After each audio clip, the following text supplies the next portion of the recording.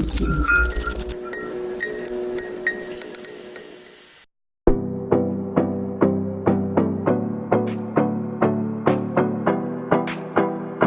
avons aujourd'hui des difficultés que nous devons traiter. Toutes les parties prenantes de l'eau, de l'assainissement et de l'hygiène, tous ensemble réunir nos forces pour faire face à ces difficultés. J'ai pris tout à l'heure l'exemple concret de la ville d'Antananarive où nous faisons face aujourd'hui à des difficultés dans 5 zones d'approvisionnement d'eau et nous avons bien entendu pris des solutions d'urgence afin que dans quelques semaines les populations concernées par ces problématiques, notamment les populations d'Amboumangakel, puissent avoir de nouveau accès à l'eau potable.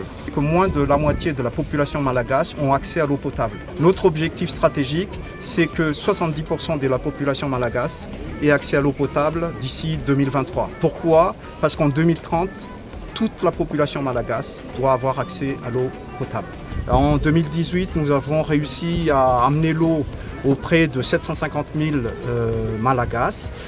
En 2019, notre objectif, c'était d'amener l'eau à plus d'1,5 million de population malagasy. Et à partir de 2020, ce chiffre va monter à 2 millions de populations par an.